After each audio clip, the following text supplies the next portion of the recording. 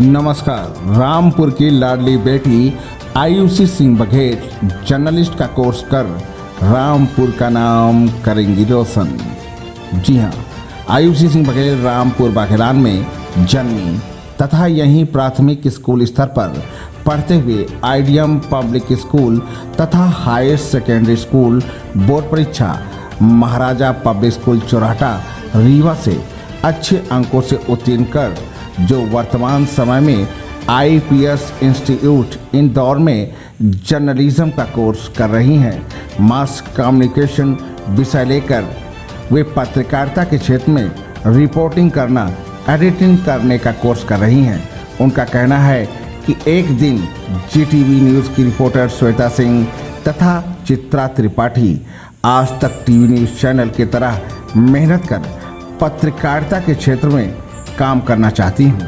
मेरा कर्तव्य है कि जो आज देश की परिस्थिति है, जैसे भ्रष्टाचार, गरीबी तथा अनेकों समस्याएं देश में निर्मित हैं, ईमानदारी पूर्वक उजागर करूंगी। उन्होंने कहा कि मैं अपने माता पिता की इकलौती बेटी हूँ। मेरे पढ़ाई के क्षेत्र में मेरे माता पिता काफ़ी सहयोग दे रहे हैं। सदैव मैं उनके प्रति ऋणी रहूंगी तथा ईश्वर की कृपा और माता पिता की कृपा सदैव हमारे साथ रहेगी।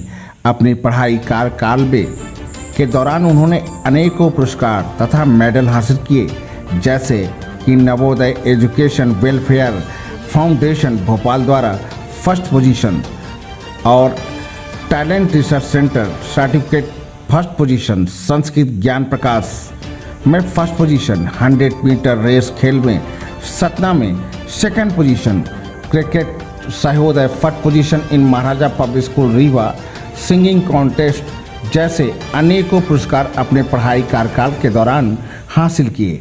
आइए देखते सुनते हैं आयुषी सिंह ने पत्रकार वार्ता में क्या कहा। कैमरामैन ऋषिकेश त्रिपाठी के साथ वरिष्ठ पत्रकार सुधाकर त्रिपाठी की रिपोर्ट।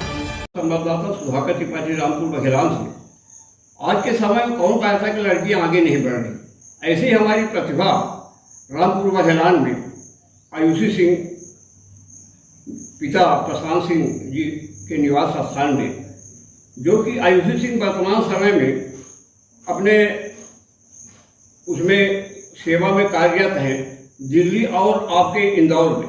आयुषी सिंह की चैनल में आपका बहुत बहुत स्वागत है। जो है ये बताइए, संक्षिप्त परिचय पहले आप जानकारी दें।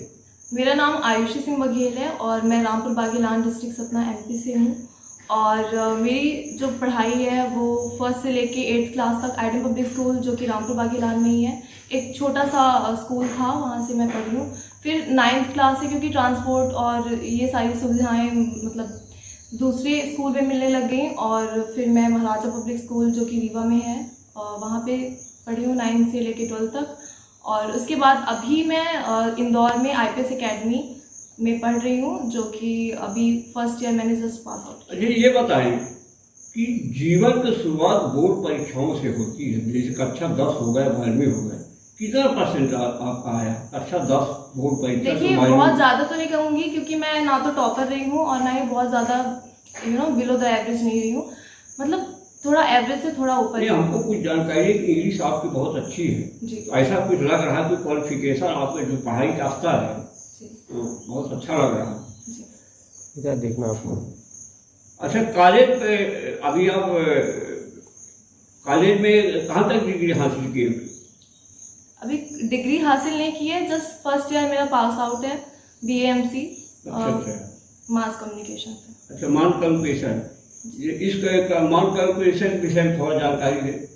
मास कम्युनिकेशन बेसिकली होता है एक तो इलेक्ट्रॉनिक मीडिया या फिर प्रिंट मीडिया, जो जर्नलिज्म होता है उसके लिए होता है। और उसमें आपके कई सारे स्कोप होते हैं, जैसे कि RJ और न्यूज़ एंकर, रिपोर्टर, जैसे बहुत सारी चीज़ें हैं, बहुत सारे स्कोप हैं इस फील्ड में।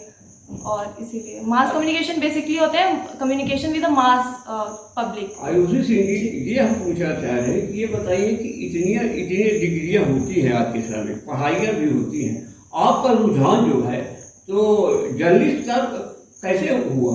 आप एक लड़की हैं, बहुत कम आज के समय में होती है, इस विषय बहुत ज़्यादा रुझान कैसे आपको हुआ जर्नलिस्ट का? इसमें मेरा इंटरेस्ट ऐसे आया कि मुझे पढ़ाई लिखाई में उतना ज़्यादा तो इंटरेस्ट था नहीं, टू बी फ्रैंकली। मुझे इंटरेस्ट था एक्टिंग में सबसे पहले तो, और एक्टिंग मॉडलिंग में। फिर उसके बाद मैंने 6th क्लास में इंडियाज़ बेस्ट ड्रामेबाज आता था ZTV पे, तो मैंने उसमें ऑडिशन भी दिया था, बट वो फिर क्लियर नहीं हो पाया। तो फिर मैंने सोचा कि मैं मतलब, क्योंकि एजुकेशन भी ज़रूरी है, तो मैंने एज अ करियर और एज अ पैशन जो इंटरकनेक्ट कर सके, तो मैंने ऐसा फिर फील्ड चूज़ किया जो कि मास कम्युनिकेशन। अच्छा, ये सारी आपकी दिखाई दे रहे हैं मेडल, ये मेडल और कुछ आपकी ये आप हाथ में ली हुई है, इसके विषय में बताइए, कहाँ से आपने कुछ मेहनत किया हो तभी ये सारी चीज़ें आपको उपलब्ध, ये पुरस्कार आपको मिले, और जानकारी कहाँ के हैं ये सब है सर,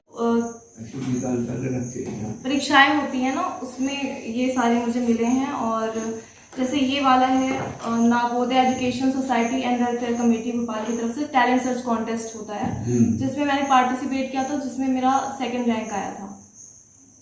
और ये सब टैलेंट सर्च का ही है, हर साल होता है। बताते जाइए। और एक ये है संस्कृत ज्ञान परीक्षा, जो ऐसे होती है सरकारी गवर्नमेंट की तरफ से, तो उसमें भी है। और ये सारे मेरे को सिंगिंग में मिले हैं, कई सारे हैं। सिंगिंग में भी आपका रुचि? हाँ, सिंगिंग, डांसिंग, एक्टिंग, बहुत सारी चीज़ें। और यही सब है।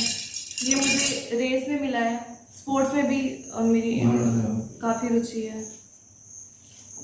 ये स्कूल में मिला है।